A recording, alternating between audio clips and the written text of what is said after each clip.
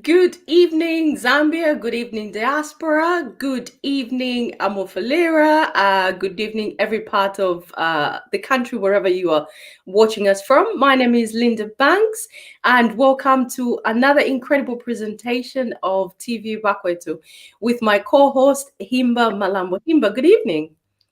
Good evening, Linda, and good evening, viewers, and welcome to Bakwetu. Absolutely. Welcome. So before we get started, I would like you guys to type in where you're watching us from.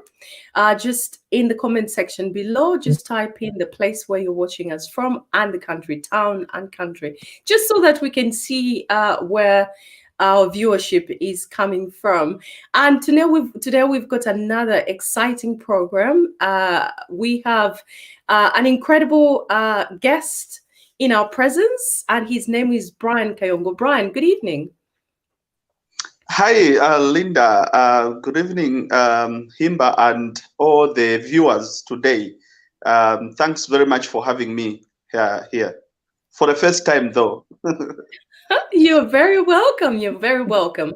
And viewers, we've got an incredibly exciting program for you. Some of you, actually most of you, social media followers, you will know who Brian Kayongo is.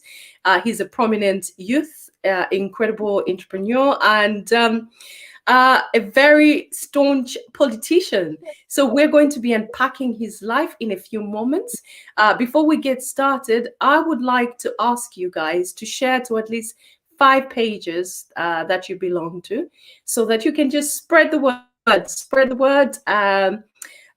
share the page to your WhatsApp groups, to the different Facebook groups, to Twitter, LinkedIn, Instagram, every platform that you can think of. And then we will get started. So Brian has got an incredible CV. I was just scanning through and I was just thinking, when did he get a chance to do all this stuff? He's still so young. So he's a very well-known figure in the Zambian youth sector, having led various national youth processes, which include development of the Zambia Youth Policy, development of the national CSE, curriculum of the national CSE, and so many other initiatives. I will let him actually tell us more about himself. So Brian, the viewers are dying to know who you are and how you've managed to get to where you are politically. So in a nutshell, can you just tell us about your family background and how you got into politics? Well, I've a very humble background, coming from the western part of Zambia. Yeah, that's where I went to school up to grade 12, of course. Coming out of grade 12 at Mongo School for Continuing Education there, got straight into the civil society, led a very vibrant youth organization called AHA, Adolescent Reproductive Health Advocates. I think he started as a peer educator and ended up as an executive director, led that organization for 7 years as executive director, created opportunities for more young people in 5 of the 7 then districts of Western Province, and getting into the national youth agenda, and led the National Youth Network on Population and Development. Went at Africa level, where I actually was part of the African Youth and Adolescent Network on Population and Development. Went on the global stage, where I was actually the global youth representative on the UNFPA Global Youth Advisory Panel.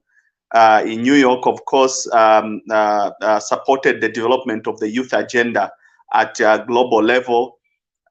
Then worked with various international organizations in Zambia, such as Action Aid, Oxfam, Norwegian Church Aid. Currently, leading with a global movement called Fight Inequality Alliance, where I'm actually supporting fundraising for more than 30 countries globally. These include countries in Asia, Latin America, Southern Africa, and Eastern Africa.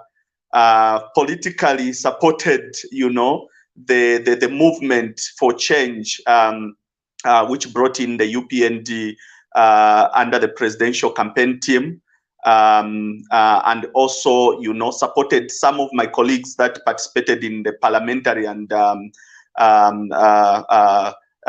local government elections in Western Province, in Central Province. I think I'm quite a known figure. But also I've been piloting a lot of youth initiatives, such as Zambia Youth Platform, such as Generation Takeover, and many other political movements that have been part of within Zambia. So I'm quite a known figure in the youth sector, especially because I've actually done a lot of advocacy. I've actually led a lot of youth initiatives and movement. Yeah, so that is basically who Brian is, in short, Linda. Fantastic. Yimba, did you have any question on that front before we move on?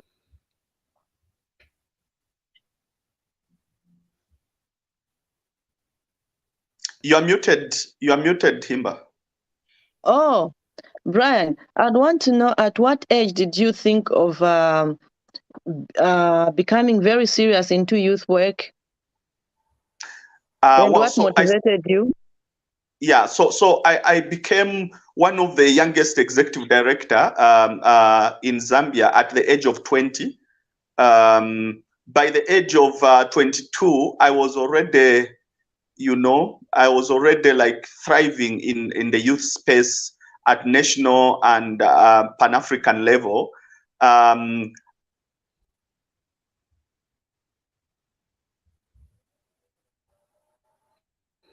I think Brian has lost network there, Yimba. Perhaps you could just, tell us a couple of things that Brian has been involved in. He's won awards as he's proceeded in his political career. He's been recognized for his efforts in the youth sector by the Commonwealth. So he won a Youth God Service. And he also won an award for his work working with HIV and AIDS pandemic. Could you just elaborate on that? Brian has been very instrumental, Linda, as we've heard from his preamble. He's been when it comes to the youth platform, the formation of youth policy in Zambia, which apparently for some time, the Zambian youth have been using the policy that was left by UNIP. It was only changed about, maybe I'd say it's less than 6 or 5 years ago when it was changed, or this is when there was a new now, like coming up with to change things in the youth policy. Because the youth policy still defines as a youth as somebody who belonged to the UNIP party, So there was those gaps which needed to, and Brian has been really instrumental, and he has led a lot of platforms when it comes to the youth work platform and arena. Fantastic. And I'm very interested actually in talking to him about his views on the elite versus the middle class youths in politics. Because this is a very topical conversation, especially considering mayhem that has been raised by 887's appointment of a young lady into a very senior position. What are your views on that? Apparently, Linda, me, I'm a bit excited about the appointment, even if it has attracted a lot of comments from all sectors of the country. Each one, they've got their own views. Personally, I'm happy knowing that a young person has been appointed in such a senior position, which for me, it's a plus for the president and also for the nation.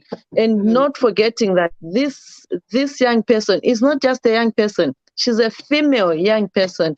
That really sends a lot of message that actually young people are being recognized in these key political positions, and which means young people are going to have a strong voice at the higher level and even influence some of the decisions which are going to be made by the senior government leaders at a senior government level, which means young people have a voice and they'll be heard. The issue of saying we are not being appointed, at least whatever they are saying, me, I'm happy. She's a leader of our generation. She's a female. She's educated. She's got a CV. And she's been there in the political arena for some time now.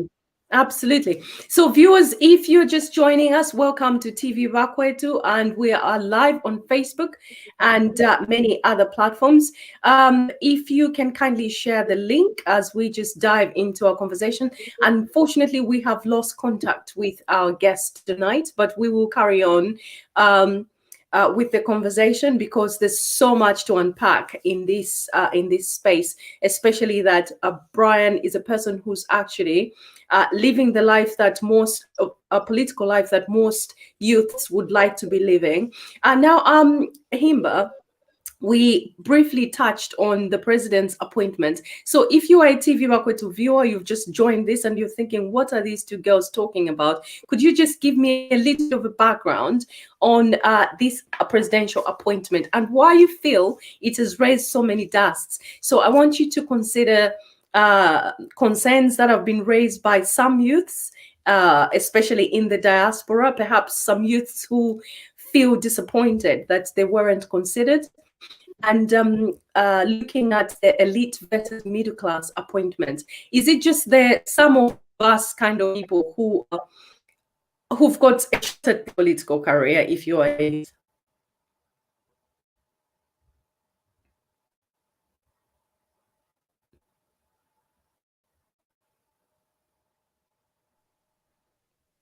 sorry, Linda, I had to move out from where I was. I had to move to here where I'll be a little bit safe. And okay. Yeah. Yes. Did you hear the questions I raised? Come again, please. I was saying that there has been dust in regards to this appointment, as we mentioned before. But I want you to, if someone has just joined TVBAKWETU and they don't actually know what we're talking about, who is this person that has been appointed? I want you to give a brief preamble as to what has transpired in the background. Who's this person who's been appointed and in what position? And looking at the elite versus the middle class youths in politics. Do you think the youths, especially the youths in diaspora, some youths in diaspora who feel disappointed or let down by this presidential appointment? I think, Linda, if it's all right, maybe since we are still waiting for Brian, I would maybe let us give it a bit of time. If Brian can come and shed more light on that appointment, because I think I'm going to be biased. For me, it's fine. You are UPND and I'm not, so you're allowed to be biased. We have to carry on with the conversation whilst we wait for Brian, and Brian can come and give us his view. So don't be afraid. I'm not going to preempt it. I'm not going to say more about this appointment because for me, I'm happy. Yeah, for me, I'm really happy about this appointment. I really don't know. Sorry, Karen. I really don't know much about her, but I'm going to talk about young people in the diaspora who's been disappointed. One thing we also have to appreciate is that we can't all be appointed at the same time. And as we can see, there are a lot of positions which needs to be fulfilled. And I'm sure probably the president is taking time. But on this specific appointment, personally, I'm happy. I'm okay with it. I think it's better we give her a chance. And she's done a lot of work in the background for the UPND. And despite that, she's got the CV. She's qualified. And she's performed before in the background. The only thing probably young people are facing to understand here is because we think just being in politics, you have to be in the front line, you have to be the frontliner player. But there are people who does most of the work in the background. And this young lady has done a lot of work in the background. And definitely her CV is quite rich for me. And as I told you, I'm excited. It's a lead of our generation. She's a young person. I'm so happy for her. And all I'm expecting from her is to see her performing and bring sanity to the Zambian politics, especially among young people. For me, she's an inspiration to young people. and even especially young women. And I call it's a plus for me, Linda. Fantastic. Maybe it's because she's the daughter to the former president. Maybe. I think by virtue of her being the daughter to the former president, it kind of puts her in a position of elite kind of person. So we have our guest who is back. Thank you for coming back. Internet connection sometimes can be a little bit tricky, so we'll let you carry on. So Brian, I was just talking to him about some of your sentiments. I've scanned through your CV and the things that you're about and things that you're passionate about. And one thing that stood out for me was your views about the elite versus the middle class. Now, as we all know, there's been a presidential appointment. I want you to briefly touch on the presidential appointment and just preempt what you think. What are your views about this appointment? Is it a good one or not? And why do you think that?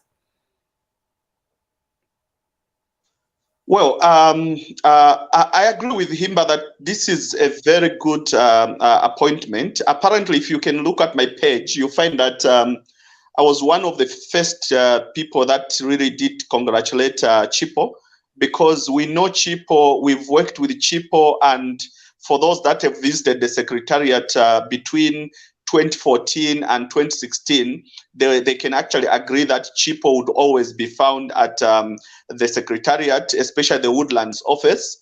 And we knew her to have been part of the policy team under the President's office. So she's been, from the political party perspective, I think she's been part of the UPND for a long time.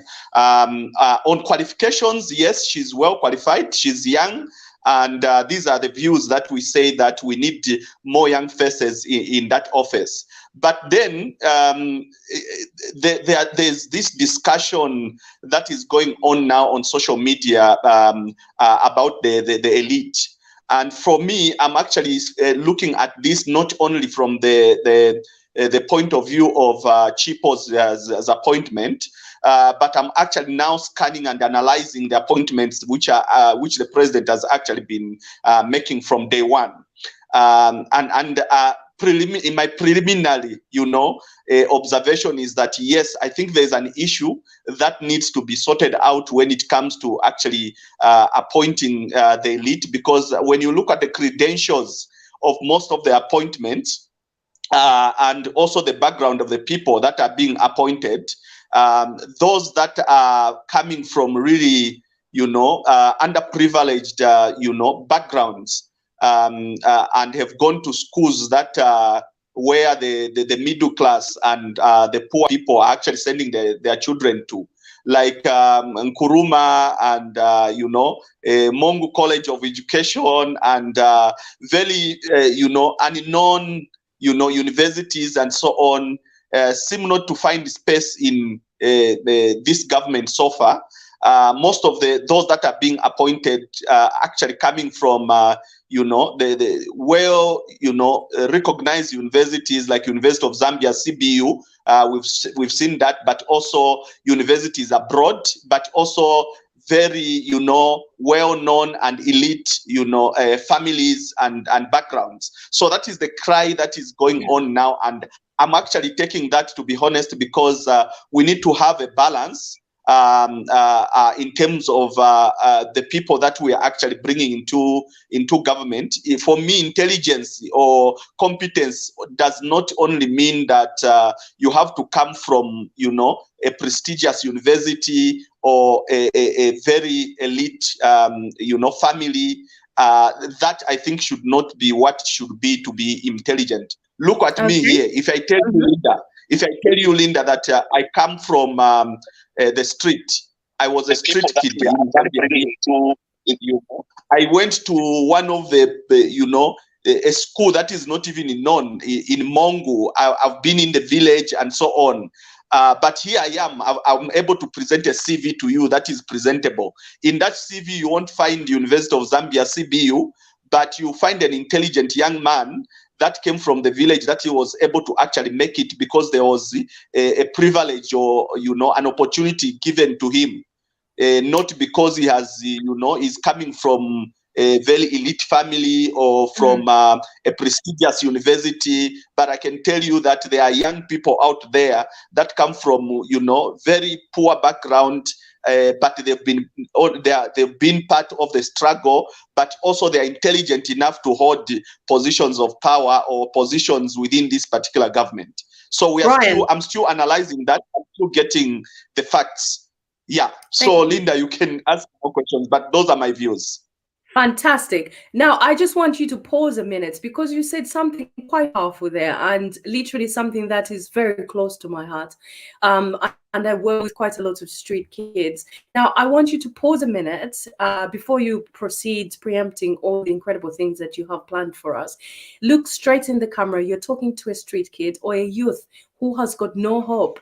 They've got nothing to look forward to. They don't know where the next meal is coming from. They don't know where the next opportunity is going to come from. You, as a former street kid, what can you say to that youth? So that's my first question. And my second question is, why do you think the president is opting for the elite to be put in government instead of ordinary, competent, and able youths?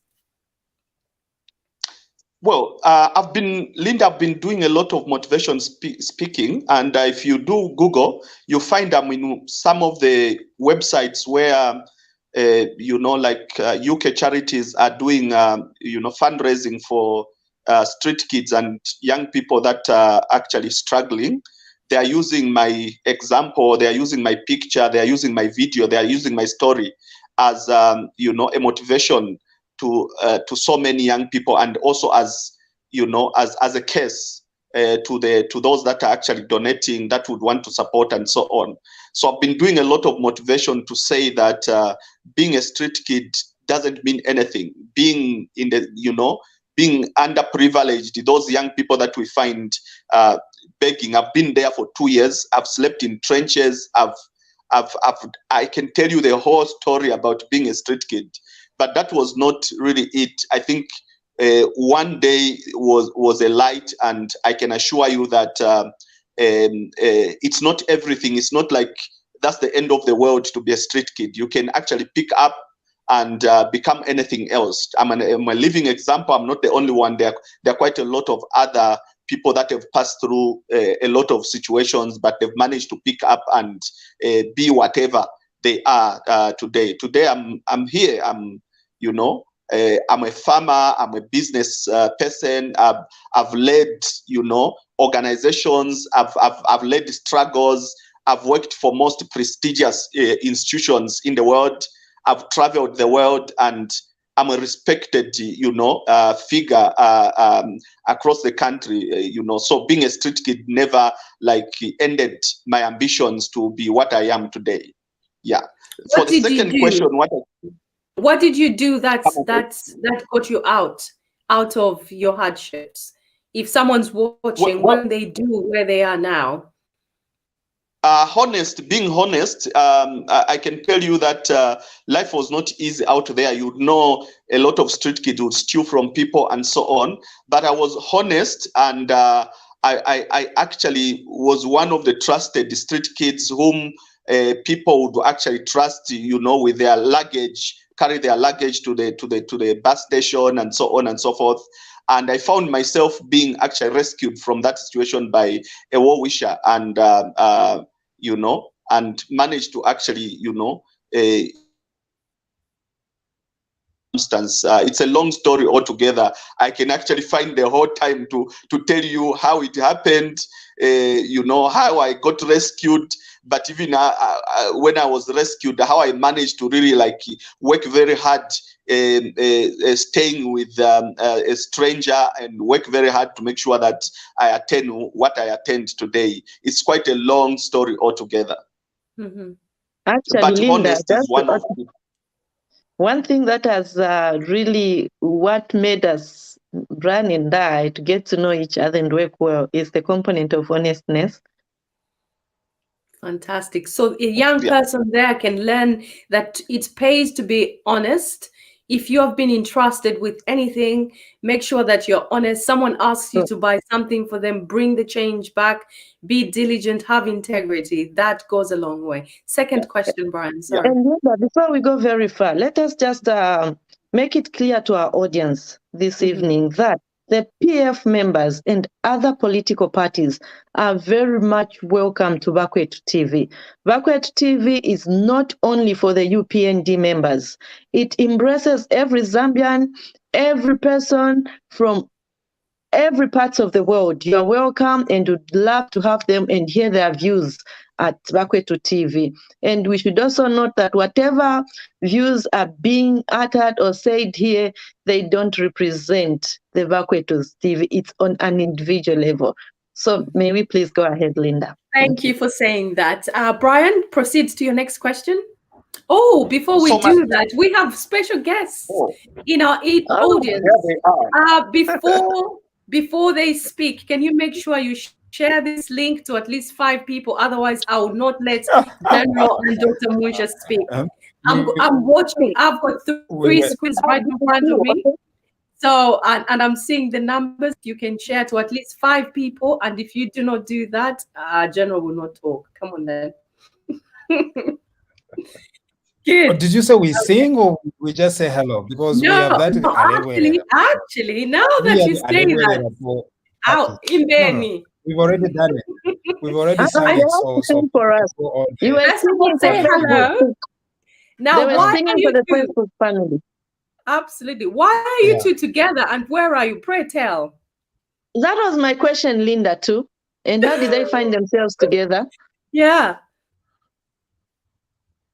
Over to you, Lucia. First of all, greetings from Lusaka, and hello, everybody. Greetings from Chiwempala and Chipata, and those of you who were seeing me in Chipata Katete yesterday. Greetings to all the BAKWETU TV. There's one viewer who stopped me during my walk this afternoon. I think he's Chavala. He's in Lusaka. I'll not mention I think he's in Miniwood in Chamba Valley. So Chavala, in case you're watching, good night and good evening and good day to you. Zambia tomorrow is celebrating its 50th independence celebration.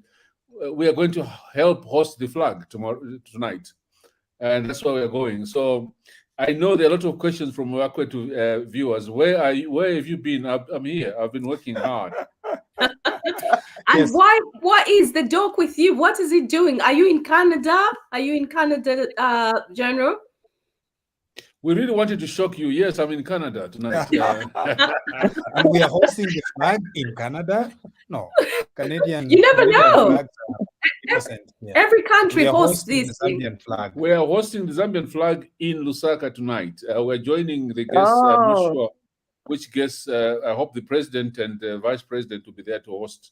Remember, we took over the flag at midnight on the 23rd of October 1963. Midnight, we took over the flag. So we are repeating the same ceremony at midnight tonight. So those of us who were there in 1963.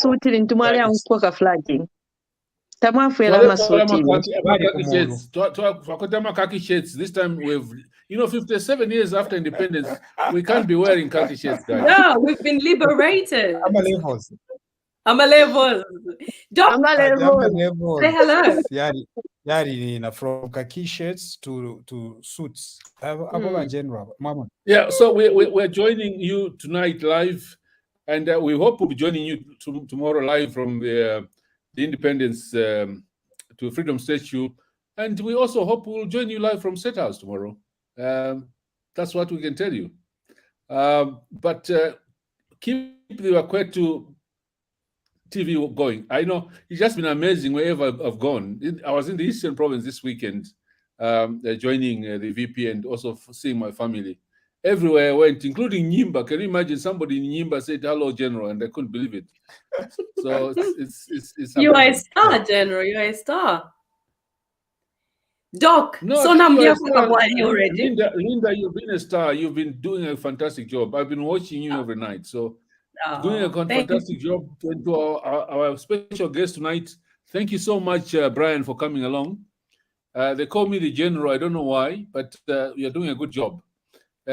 What I can say to our viewers is that the job to rebuild our country is still on, guys. For me personally, I'm not listening to anybody criticizing the appointments and calling other people names. I think I support the president's appointments. The people who have been appointed so far are doing a good job. I know he's a bit slow in trying to replace all the PSs, but it's going to be done. So I just want to say congratulations to all those who have been appointed so far. And I know I've met some of them. They're doing a fantastic job. Brilliant. That's lovely. Doc, Mudishan. Now we're going to see on the other side. There's a demand, Linda. There's a demand that they should sing before they go. Sing, please. Are you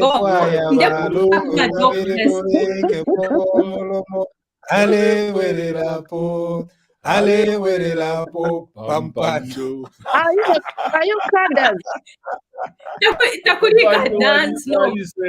No, somebody's sitting on the Did you watch the president tonight, Linda? Sorry? Did you watch the president tonight on his speech on the Independence Day? No, I didn't actually. I've been out all day. I'll catch up later on. What did he say? He was fantastic. He was fantastic. He was on before the news at 19 hours and on again at 20 hours. He was fantastic. Just watch that speech. I will. I definitely. The main message is Linda, and our viewers is that Zambia can do better. We can unite, we can build better, and we can fight poverty. There's no need for us to be poor. I think that's the message from the tonight. General Wakateka, all his speeches are so interesting. And Jingakulandana na Matapalunga sa Ungalanda no. Because his speeches are always inspiring. His speeches are always motivating. His speech, you can't even leave the screen if you're watching him. So in Tuali Awaicheva Kateka, Katwisho for Badi.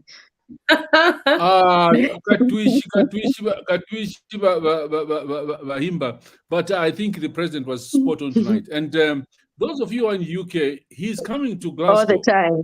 Remember, he's coming to Glasgow. So he's coming to Glasgow for the climate change, the COP26 head of state summit. Yeah, he's definitely coming.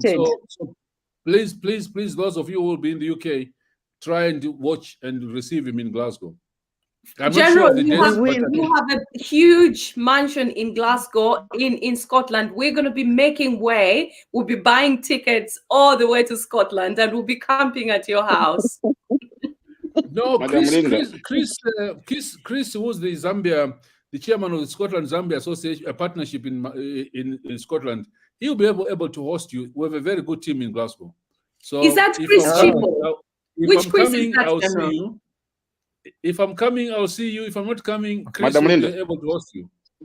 That would be amazing. That would be amazing, General. Yes, right. Wiseman. Thank you.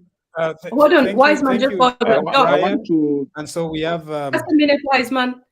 Sorry, Doc, go on. Yeah, okay. So we sorry for interrupting the program, but we are going to let you continue. Brian, thank you for honoring our invitation today, and all the best. Brilliant. Gentlemen, enjoy the presenters well. Thank you. Okay. Wiseman, sorry, you wanted to say something. I wanted to ask what General which side they go away, look at the timber money number anyway we will communicate.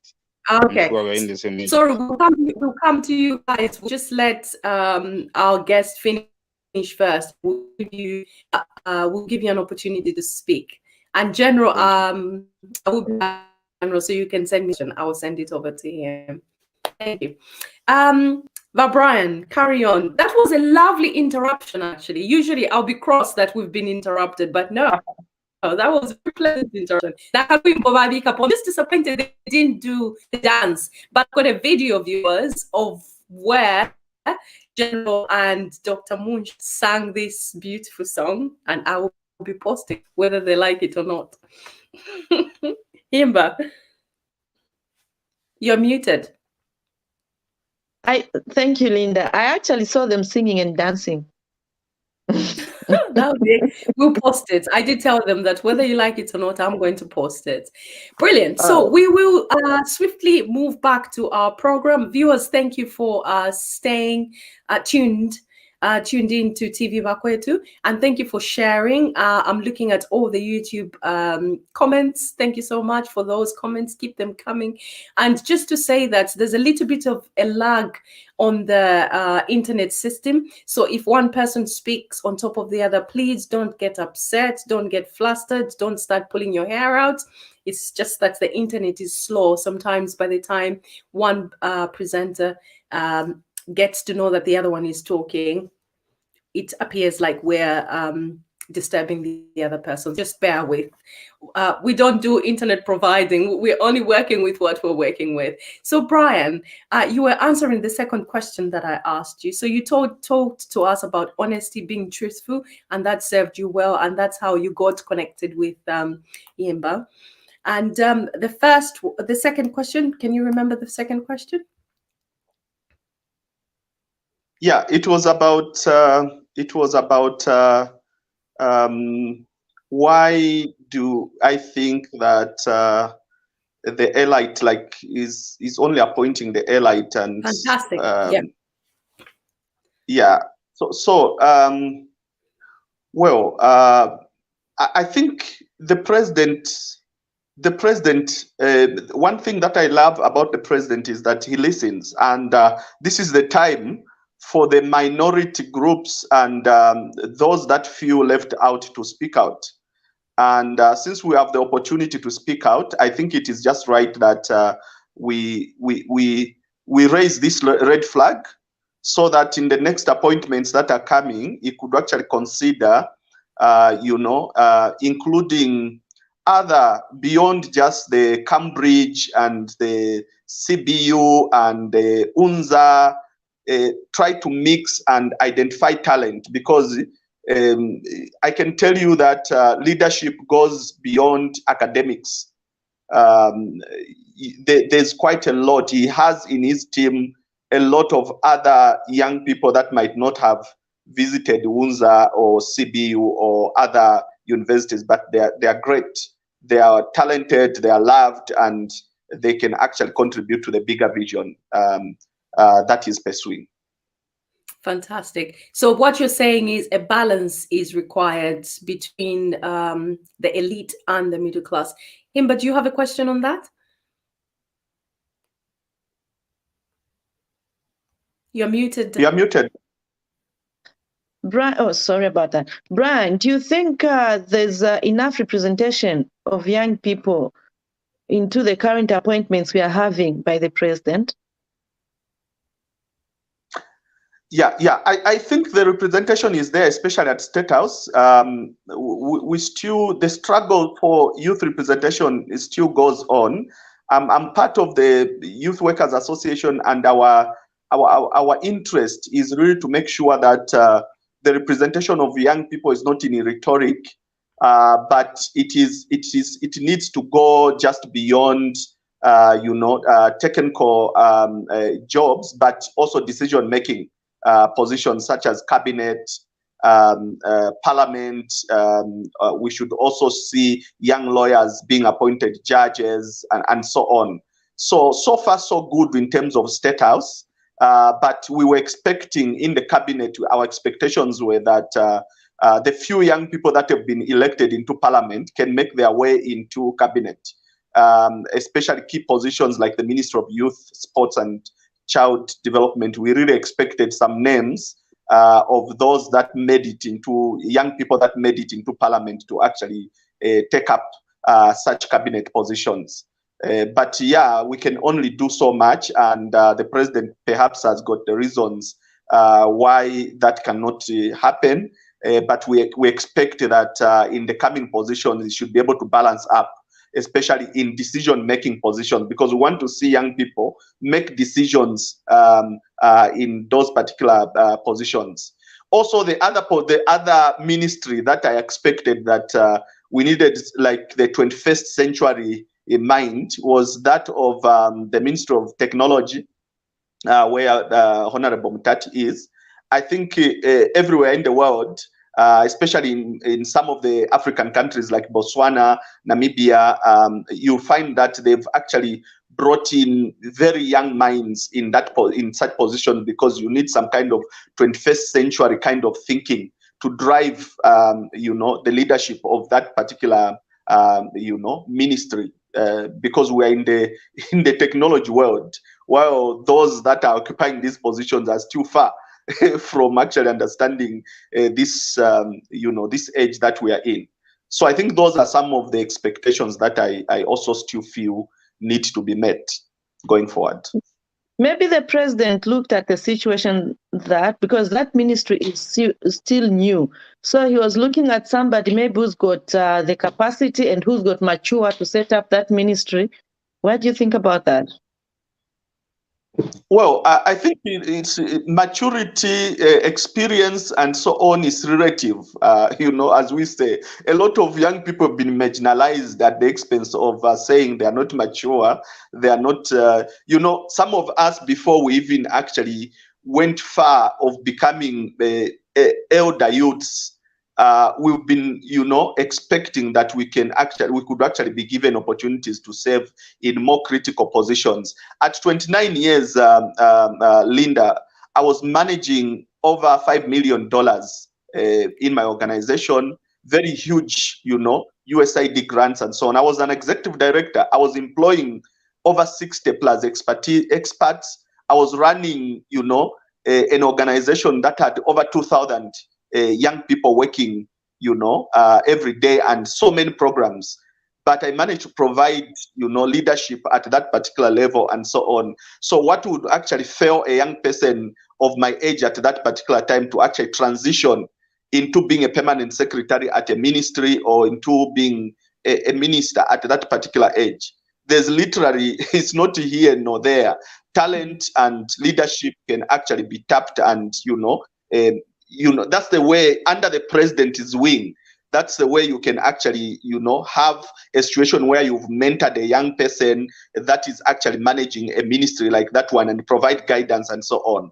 So I'm not for the idea that, experience and, being older is the way of measuring, capacity to actually manage a youthful, ministry, or a ministry that is supposed to be handled by a young person. Interesting. That is very interesting. So key thing to take from your statement is give young people opportunities to work under someone more experienced.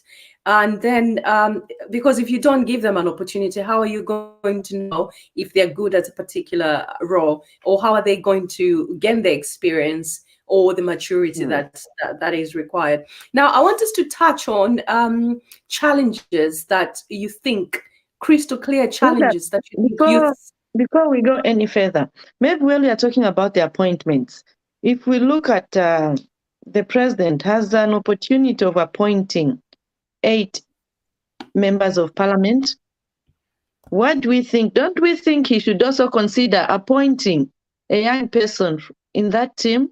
Has he already exhausted all those appointments? I really don't know much. But since he's got the privilege of appointing 8 those appointees, members of parliament, why can't he include a young person? What do we think about that?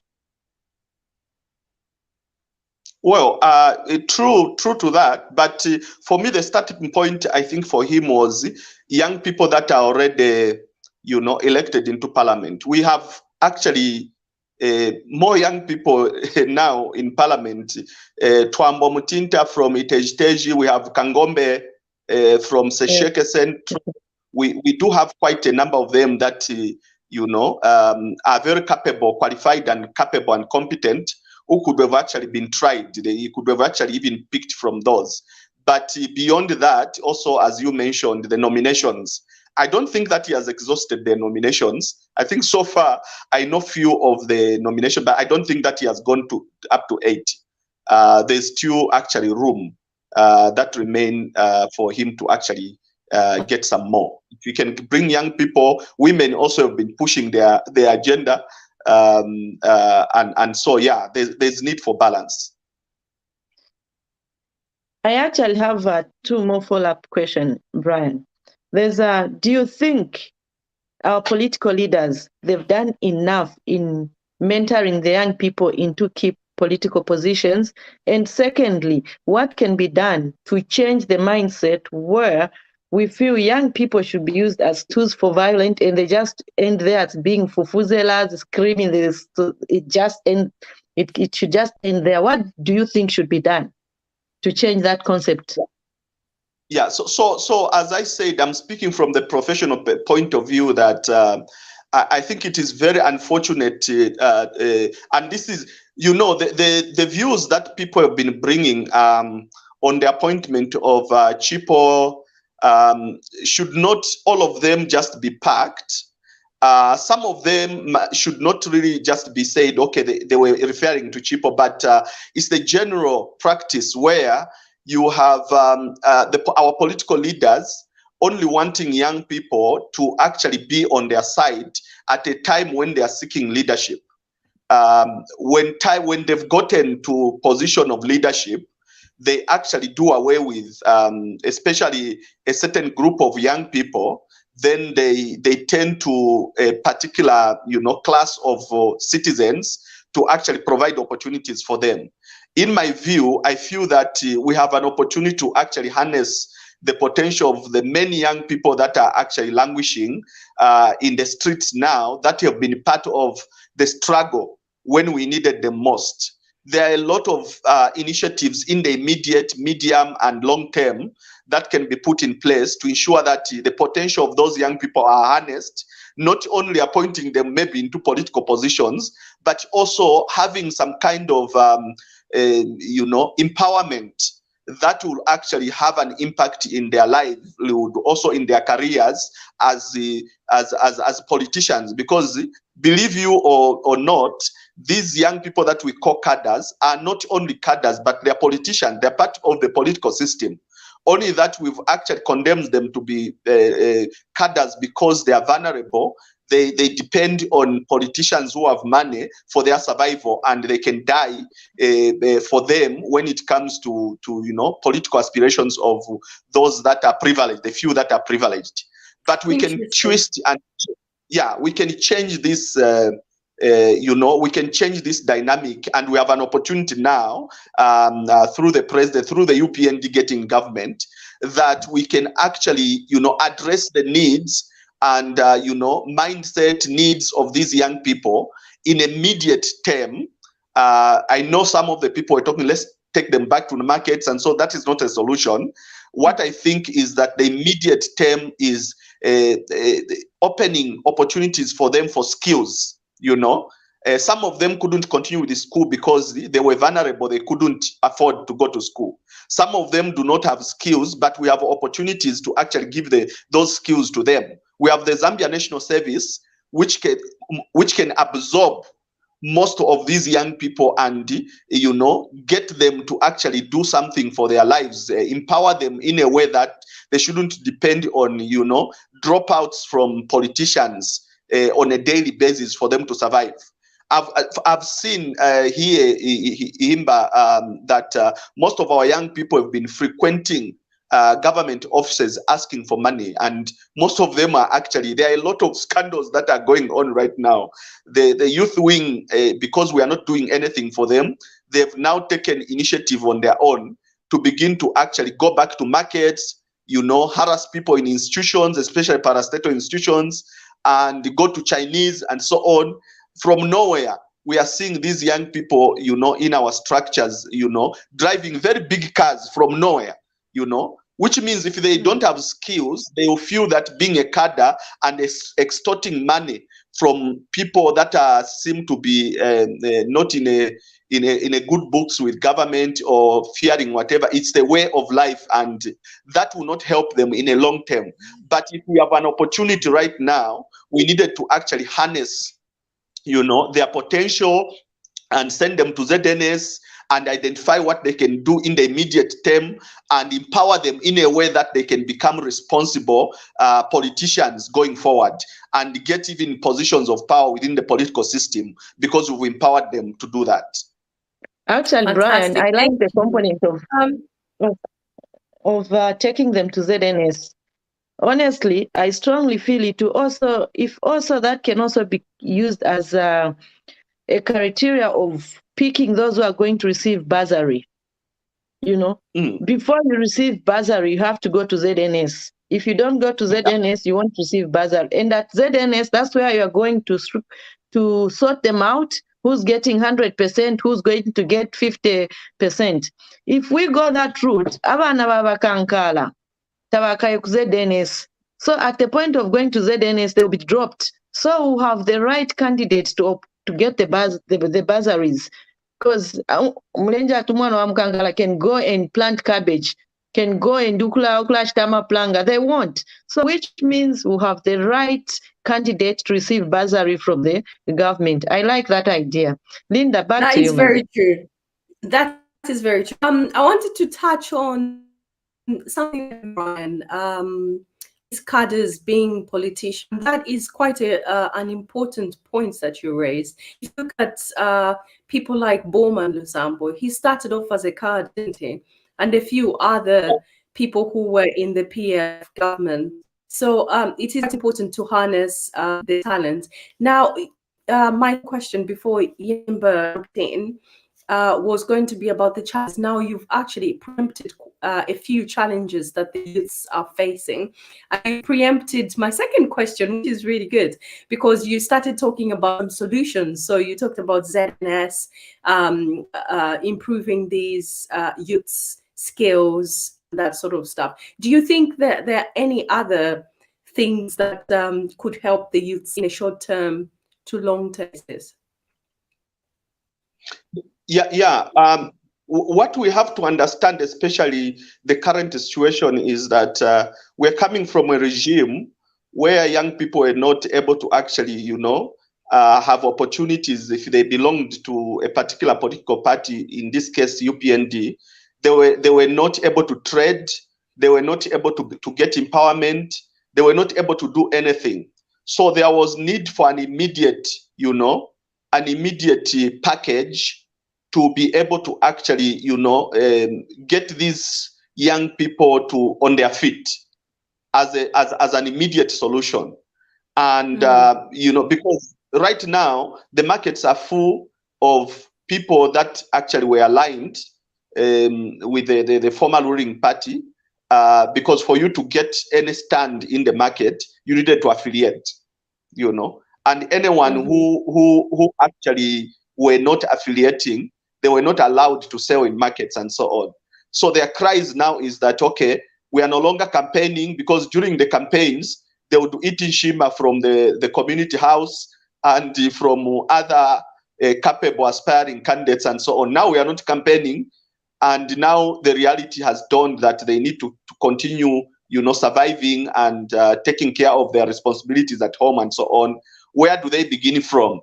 So there was need for a truth and reconciliation, but also considerations to ensure that these young people and many women actually from the UPND are given some kind of a package for them to have some fit, for them to start with, before then we can look at the medium term, where now we can actually have all the citizens, because this should not actually make UPND feel ashamed, because these are people. It's like you are doing equality. You are trying to move somebody who has been tramped on for a longer period of time, to bring them to a place where they are on the same page with everyone else. Because truthfully speaking, UPND members or young people under UPND have been tramped upon all the opportunities that existed during the PF regime for the past 10 years. These young people have never, had access to anything, So bringing them, because they are citizens as well, finding a way of actually bringing them to where everyone else is, then now finding now a solution for everyone. Because right now, if you are talking, the president is talking about long-term situations where they empower them with businesses and so on. This empowerment will not only be for UPND members, it will be for everyone else, which means they will be competing with somebody who is already somewhere, they are still very far from attaining basic needs for them to actually manage their basic needs. So for me, but do you think that that's a realistic? Do you think that's a realistic thing? Because Hakainde Hichilema is president for all Zambians, all youths. So it's saying that the president needs to kind of favor the UPND youths who were trumped upon in the previous regime, then start working with other youths. Do you think that's a realistic proposition for a president who intends to be a president for all? Yes, I see it as a realistic, because we are talking about equity here. When we are actually looking at equity, I don't think that there's anyone who is going to complain. Even if you are simply saying, like when we're talking about gender equity, we're saying a lot of men are privileged. In order for women to actually reach this standard, because for a long time women have been trampled upon, for them to actually be able to actually come to where we are, we must provide incentives that should be able to bring them to this level. For example, in a school where you actually provide, some kind of support to all the students, you make a decision to say we are going to support 70%. We are going to give scholarship to 70% women and 30% men. That is what we call positive discrimination. Because what we are trying to do is, you are trying to equalize, to get those that have been trampled upon to actually reach a stage where they can actually, compete favorably. So what I'm saying here, that for the past 10 years, these young people could not sell in a market. They couldn't access any opportunities, while everyone else had opportunities to actually do business. They couldn't do because they belonged to UPND. Now you want to say, no, both those that have nothing and those that have something should actually compete for opportunities. They cannot compete. Even now, if you floated empowerment fund, those that are already in business will thrive, because you have to put a criteria. Those who are already in business and have been enjoying for the past 10 years will thrive than those that have completely been left out. So it's positive discrimination, and that is to just ensure that there's equity, if you want to be truth about it. Thank you very much. But Wiseman, any comments for our guest tonight? Okay, thank you very much. Good evening, Mr. Blanc. Good evening, Comrade. Madam. Thank you very much. Nice program. I think you have hosted it very well. I can see that we are in safe hands with Madam Himba and Madam Lin. Mr. Blunt, our new Dawn government, they have emphasized on merit. Among us, the youths, not everyone had such kind of qualifications which they are looking for. What can a youth who is less privileged, someone coming from a common called Makululu, do to achieve something from the new Dawn government? Since you have said you were a street kid, we have seen a lot of street kids here in Makululu. And well, so for me, I think we cannot compete for few. Yeah, so for me, we can't compete for few positions. What I feel is that, in fact, I'm yet in the next. If you happen to bring me next, I'm going to actually give you statistics in terms of what this government position mean, and what being self-employed, how self-employment is actually a better option than actually taking a position in government.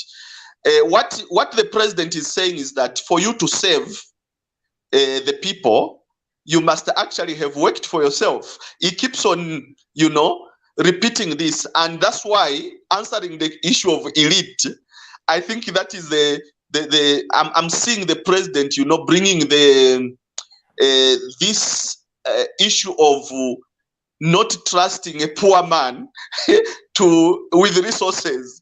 Maybe they will steal or something, because he keeps on talking about for you to actually decide to work for the people, when he talks about servant leadership, you must have worked for yourself and your family, you know. So what I'm saying here is that young people should find fit in self-employment. They need to understand and do that which can actually do them and their families much better than, you know, expecting a job from the New Dawn government. It is a privilege to actually serve in this government because it is actually looking at excellency, it is looking at qualifications, it is looking at all those competences, which many young people might not have. But not having competences, in this case qualification, does not mean that that's the end of the world. You can actually have competences in business. You can actually establish your own business. So the business environment, the freedom of expression, and the conducive environment for you to do your business, the stabilization of the economy and so on, all those are actually factors for most of the young people to actually thrive in whatever they do, whether it's in education, whether it's in business, or whether they. So we must actually find something that we need to do for ourselves as young people, beyond just waiting to be given a job by the New Dawn government.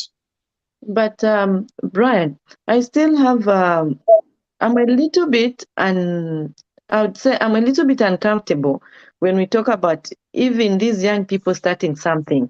I still believe there's a group of young people that are going to be left out, because if we look at youth empowerment, some of the young people, they've not even seen the forms, how it looks like for youth empowerment. They don't even know how to even apply for this youth empowerment. Apart from that, how many young people have been trained to manage a business? And when we talk about young people starting a business, what is the government going to put in place to create a stepping stone for these young people to fit in society, even to understand how to go and apply for youth empowerment? Yeah. This is the inequality I'm talking about that we need to fight. Yeah, carry on, Brian. That's the inequality I was talking about. The inequality that I was talking about is the situation where am I there? Yeah, so yeah, you're back. The inequality I was talking about is where you have a situation where others have learned how to apply, and so they've seen these empowerment forms, they've been trained and so on.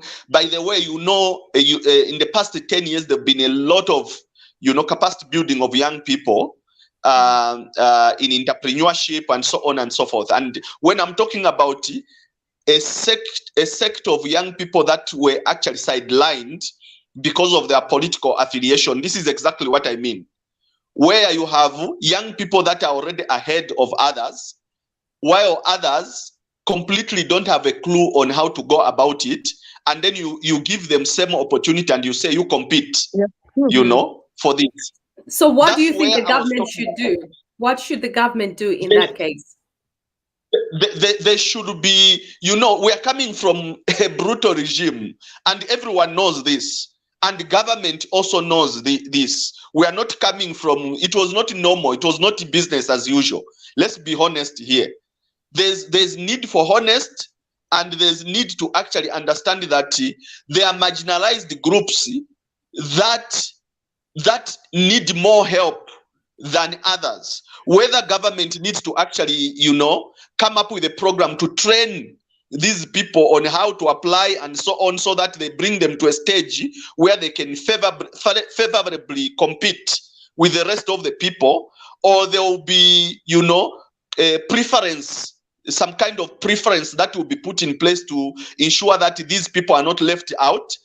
Government must do that, because if they don't do that, we'll have a cadre of frustrated young people that have actually ushered this government and suffered to usher this government, but will still remain poor and they'll still remain unempowered, just because we provided an environment that is not conducive, that is not, that it does not give them an opportunity to really compete favorably. So I'm still repeating that we need to do this the way we did gender. This is what we need to apply here, because there was a lot of marginalization of certain groups as a result of their political affiliation. Well, Brian, you Actually, have now, someone Brian, who's answered your question. Someone called Joseph Batala. He says the fair way of appointing young people should be subjecting them to interviews and not select appointments if you and not select people whose surname is known. My guess is he's referring to the elitist.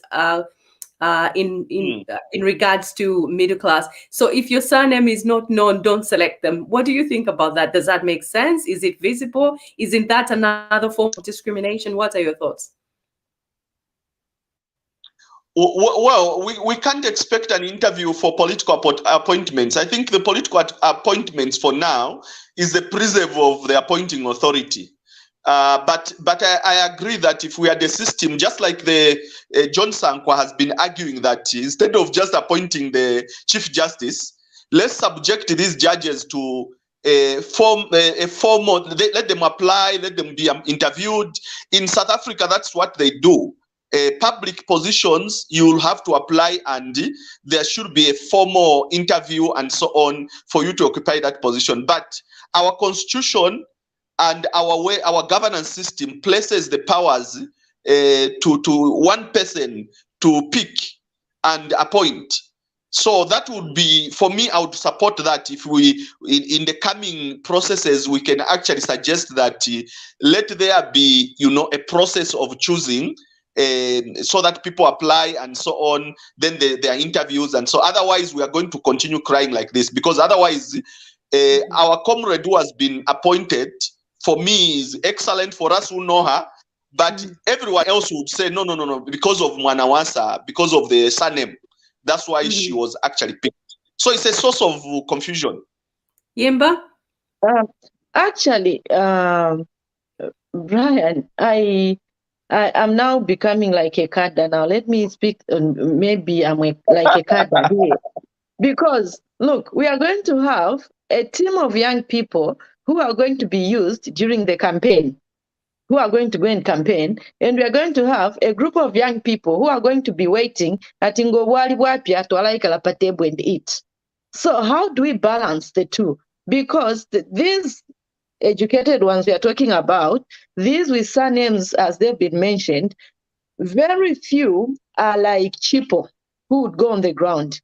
Most of them, they will not go on the ground. And if you look at young people who've been on the ground, most of them, they don't have very attractive CVs. So what is there for them? Are they just going to go and campaign for others? That's one question. The second question, I'm now getting also to understand, we may have a group of 2 young people who are frustrated here. If we are not careful, we are going to have this group of young people who were from the Vakerenka, and they were on the streets. They enjoyed the authority in the street. They controlled the street, and they enjoyed. Now they've been pushed away from the street. As we are talking now, they are frustrated, is it? And then we have another team of young people who fought hard to come and to bring this government into power. So these ones are frustrated because they haven't gotten what they expected. And these who are in power, they're also frustrated because they've lost power. What is your take on these 2 issues?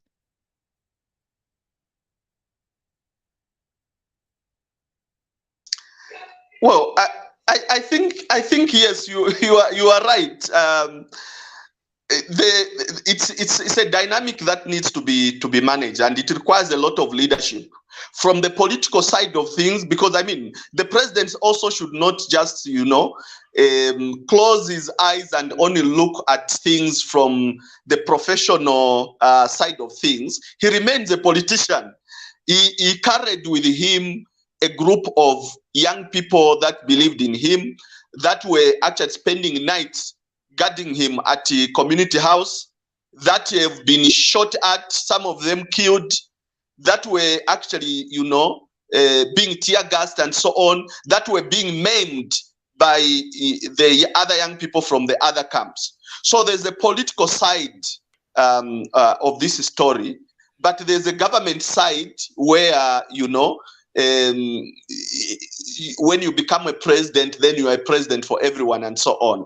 So as you said, Himba, I think there's need for, there's need for solutions. And that's why we are saying that the Youth Workers Association, like those experts, youth experts, needs to be brought on board to actually have some kind of conversations on what can be done and so on. But also the truth must actually inform our decisions. And that's why for me, I was not hiding when it came to this particular issue of young people from UPND who suffered and so on, vis-a-vis everyone else. I'm very clear that as much as possible, we need to actually equalize this so that everyone is on the same footing. Those that were removed from the street is another time bomb. Let me actually just say that the whole youth bulge, this, generational bulge, a number of young people that are actually increasing, and they are increasing, but they don't have jobs, they're on the street and so on. It's a time bomb for even those that are in power. The continuous recycling of people and so on is actually creating a situation where young people that are supposed to progress and be able to actually get those opportunities are being barred from getting those opportunities, because we still have retired people who are back again in office on contract, being recycled and so on. But also our system of governance and our system of education it is high time it should actually change, because you can't have every young people be absorbed by government in work for government. You need to actually encourage other alternative employment opportunities. These opportunities which they are saying investors will come and then give young people employment. That is, for me, that is not employment. True employment is where young people are given land. And like the president was saying, if young people can own land, then you have investors come as partners so that young people can also get rich from the natural resources that we have. If young people can be given, opportunities to really like develop themselves in the agriculture sector, in the mining sector, and other sectors beyond just those sectors where you are bringing young people to be given to do manual work. I think that Absolutely. is not empowerment for me. Yes, so we need to encourage alternative employment for young people rather than just promising them jobs in government or expecting to provide solutions for all this huge number of young people that is actually being offloaded on the market. Thank you so much, Brian. This chimes in quite nicely with a comment from one of our viewers, New Madam's Danka. He says, the current youth policy in Zambia is pathetic. It's never helped the youth. Maybe it's time to copy what developed countries are doing. Why do we fear copying from developed countries? I can see we have been joined by Dr. Barbara. I will just give you a moment to comment on what Brian has said, or just to offer your thoughts on the conversation that has been taking place so far. Thank you very much, and good evening, everybody. Good evening, TVBAKWEtu in here where I am in Manchester, in the rest of the UK, in America, Australia, and most of all in my country, Zambia, and everywhere. And welcome, Brian. You've got a wonderful CV, an example to the same youth and to the marginalized kids that have been street kids. So at least they've got a face to look at and say, I can be somebody myself. That's really brilliant in itself. So I just wanted to comment about, the battle between the elite and the youth, because we don't seem to have the lines of where do we stop this line. And historically speaking, we are products of the families where we've been brought up in. That's why you have Asians who run shops, who have children who run shops. People who are doctors are most likely to have children who are doctors, or that it's easy for them to go into university because that's all they know. I can give you an example. My son has been brought up in a library because that's all I do. When he was a baby, when I was studying for my licensing exams here in England, I used to pack him in the library, and even now he's in his 20s. If he's going to do something, he knows that where to go is the library. So it's a cultural thing. Now, when it comes to the youth in Zambia, we also have to define who is a youth. At which age do we say somebody is a youth? Is it over 35? Is it below 35? Is it over 45? Because these things are important. We've got two sets of youths in Zambia. We've got the youth who are educated and unemployed, the ones who've come from universities, colleges, but they don't have jobs. Then we've got the youths who've never been to school, being used by every politician because they are the easiest access to, because they are the people you can find on the road. Now, those are the most difficult ones to deal with because, let's face it, most of those don't have a party that they belong to. These are the people that can go to any funeral because at the funeral they will be serving shima, they will be serving food, they will go and park and there they'll stay there. If it's happening in KPF, the same people just change a t-shirt and they'll be there, supporting that team. What's your question, Barbara? We'll be closing in 4 minutes.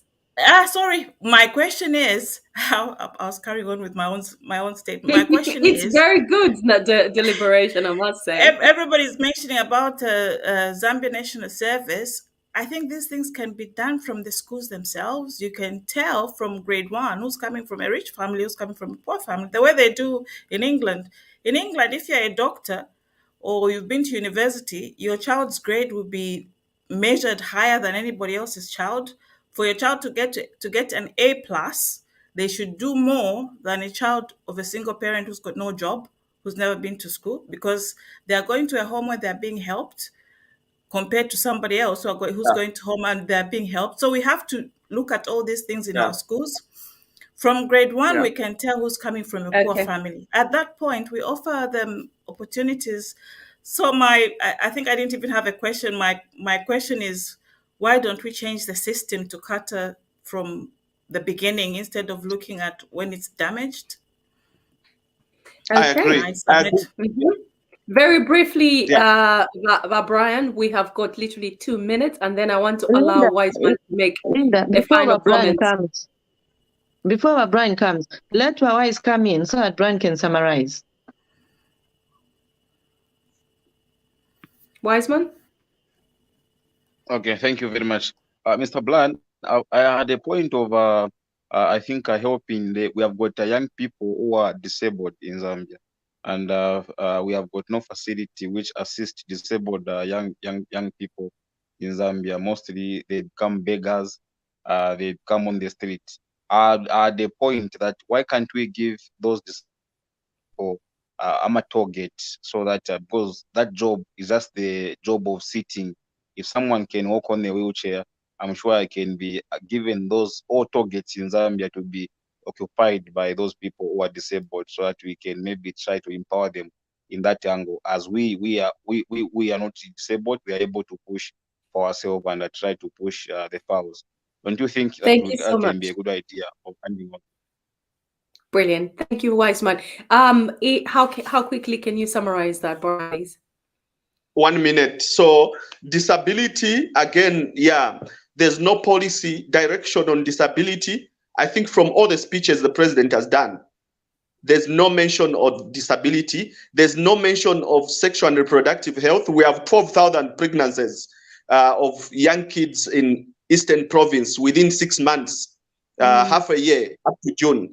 12,000 girls have dropped out of school because they've been impregnated. No policy direction. So we need to keep pushing, and we need to push this disability agenda. The issue of the curriculum also is another issue. I think that needs to be pushed. There's also no direction on that one. We need to, again, prompt this government to look at the whole curriculum from grade 1. How do we bring life skills from grade 1 to ensure that these things are integrated, and like getting somebody who is an elderly person to ZNS and so on, mindset change needs to start at an early age. So I agree with both comments. Thank you. Thank you so much. Brilliant. You have been watching a TVBAKWEtu presentation, and I've been your host, Linda Banks, with my co-host, Himba Malambo, and we were joined by the incredible Dr. Barbara, who always has something amazing to say, and the ever-wise Mr. Wiseman. And we had an amazing young person by the name of Brian Kayongo. Himba, would you like to say goodbye to our viewers? Goodbye, viewers, and thank you for being with us throughout the program. Fantastic. We appreciate Brilliant. your input. We appreciate your comments. Brian, thank you for coming, and thank you for sharing your personal experience as well to other young people on the street. I'm sure someone has been motivated out there. Lovely. Brian, thank you so much. Please do come again. This has been a presentation of TVBAKWEtu. Good night.